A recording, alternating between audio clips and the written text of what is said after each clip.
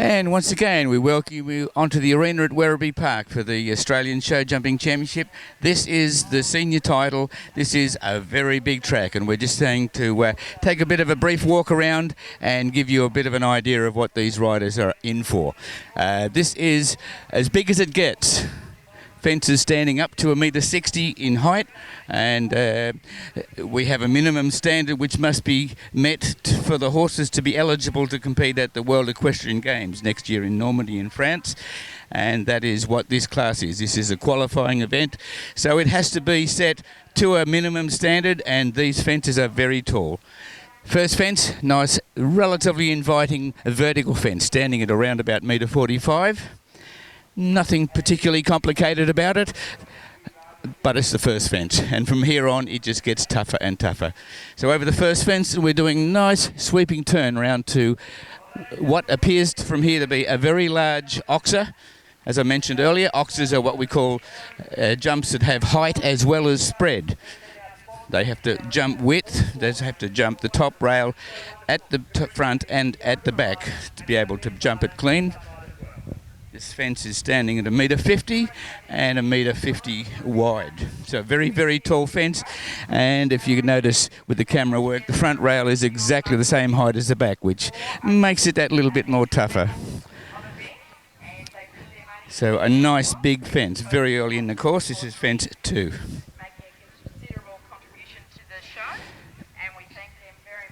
Then we've got quite a long sweeping turn to fence 3. A very attractive fence that's got a Mexican theme with a cactus for the wings, and a very attractive but unusual board sitting underneath, which some horses don't like the look of because they don't know what it is. These horses do very much at this level learn to go on trust, because some of these fences are quite unusual. They don't have them in the paddock, of course, and most of the riders wouldn't have any of this gear at home to train on. So it is very much a trust between the horse and rider to be able to jump these quite unusual looking fences, but quite a tall. This would be 1.50 metre fence. And then we have quite a degree of difficulty after this fence.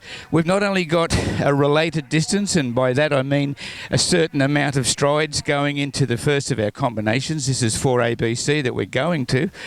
But if you notice, they'll land, and on the right-hand side of the horses, we've got our open water jump, which some horses will spook at, and that is going to make it a little more difficult coming into this combination.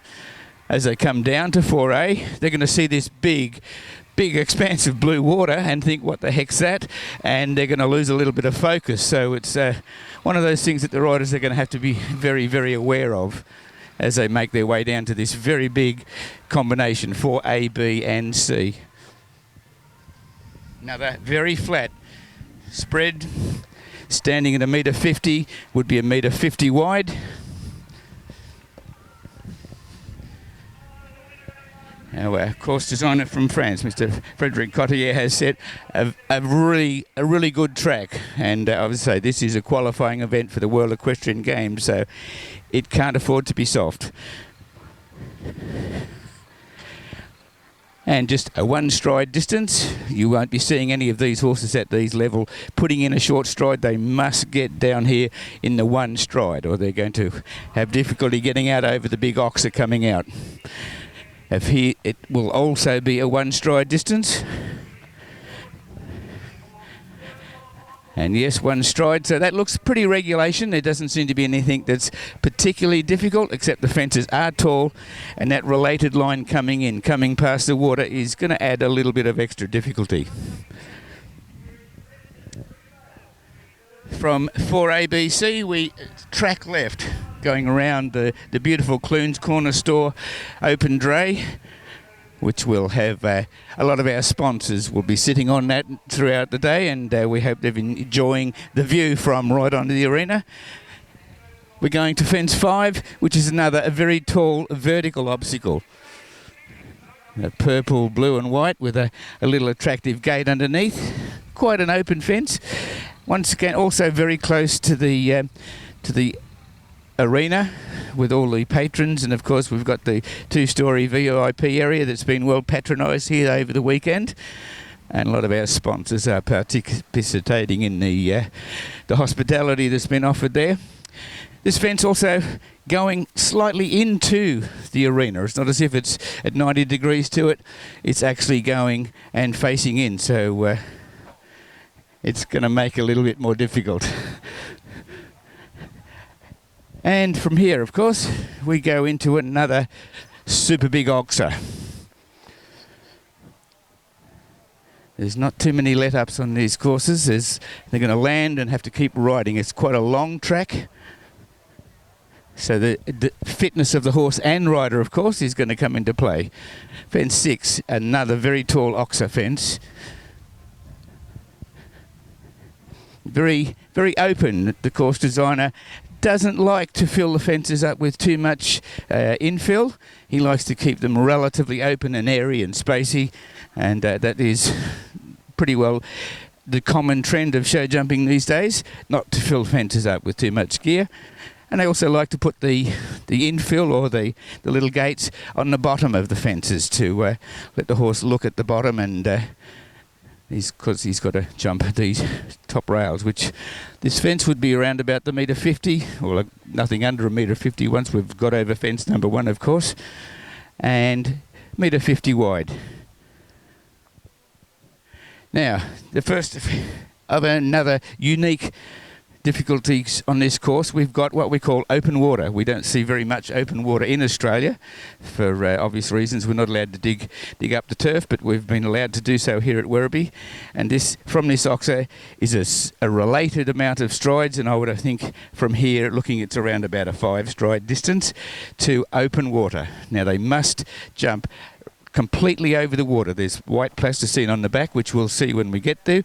If they put any foot in the water or even a toe on the white plasticine, they will be penalised 4 penalties for that. So they must jump the whole fence, and I'm pretty sure it's around about the 3.5 to 4 metres wide, this fence.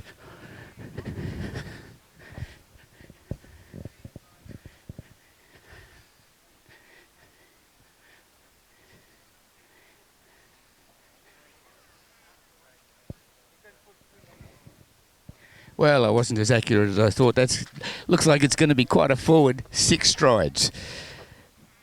And of course, these horses, as they won't realise that there's water until they get close to it. So you'll see some riders really encouraging the horse to get to this fence. Not a very high fence in front. It's very low in front, of course. The idea isn't to jump height. It's to get completely out over the other side. Blue paint in there, water paint, of course, so white jods, anyone falls in there, it'll be easy to wash out, but we need to have the blue paint in for the horses to be able to visualise that water. Little strips of white plasticine at the end. As I say, if they touch that with any part of their hoof, the plasticine will be taken up and the horse's number will be put on it as evidence that they did touch the plasticine, and of course they get 4 faults.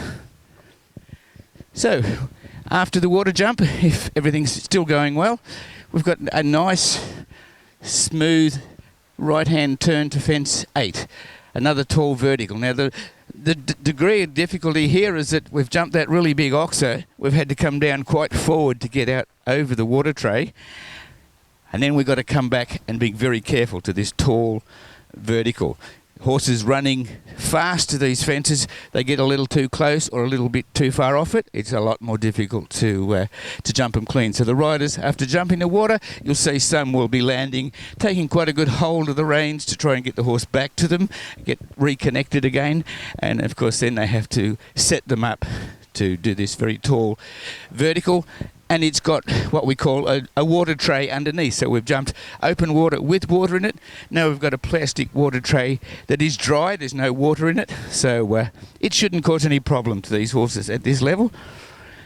But one of the minimum requirements for the MES, which is the qualifying for the World Equestrian Games, that they must jump fences with water trays in, and that's our water tray. So this is fence 8. From fence 8, we're going to do quite a long turn back, almost turning back onto ourselves. We'll be crossing our tracks when we get over fence 9. Fence 9 is a big and wide green and white oxer. So they've jumped that tall vertical, and I imagine some of these horses will be getting a little bit keen. They've been ridden quite forward to make these fences, and we've got to come round the corner, and not a lot of approach but enough strides to be able to set the horses up to this pretty strong spread fence. And of course on the back of all these spread fences we have what we call breakaway cups, which is purely a safety measure that has been taken on. If a horse happens to bump these, they drop down and no harm done. So next big test, really tall. This is 1.60 m vertical, and it's quite a related distance. I'm looking at round about 4 strides. We'll see.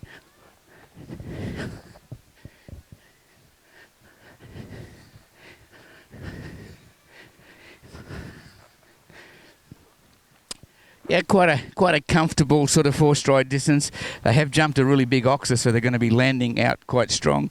Once again, the riders are going to have to land, sit up and take a hold to be able to get the horse's front end off the fence. Quite tall, 1.60 m that fence. That's as big as they are allowed to build. And from here we're getting almost home. Horses getting keen, as I say. Then they got quite a tight left-hand turn back to the next combination, which is another tall vertical. Quite an open vertical again. Because at the moment we are just following the ground jury. We've got our international course builder, plus we have our international delegate from Hong Kong that's here to assess the course. We've got our judges, we've got our course builders.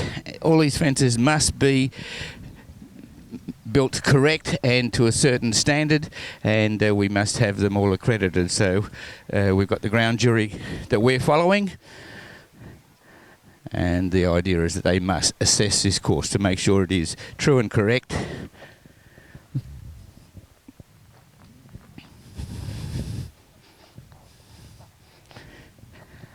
And it's, once again, quite a nice looking 2-stride distance to 1.50 m by 1.50 m oxer coming out. A little more difficult oxers coming out, verticals coming in.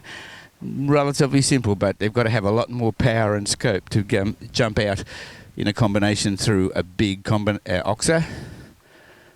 And at this height and width, we're going to have a lot of horses that do need their scope. The scope is basically a word that we use for horses, the ability of the horse to be able to jump the height and the width without having to use speed. And we're coming into our last line of fences. So after that combination, we've got a nice flat curve line going left to the big open black and white fence, the Barton sponsored fence. This is fence 12 on the course, and it would be 1.60 m in height.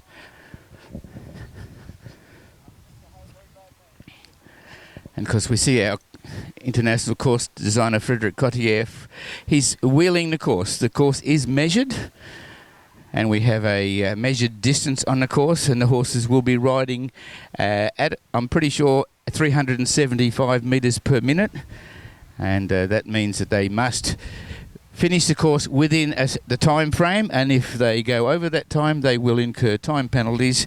If they exceed it by double, well, then they are eliminated, but we won't be seeing any of that happening today, of course. We hope you've enjoyed this walking of the course. We're looking forward to some fantastic show jumping, and we hope to see you next time.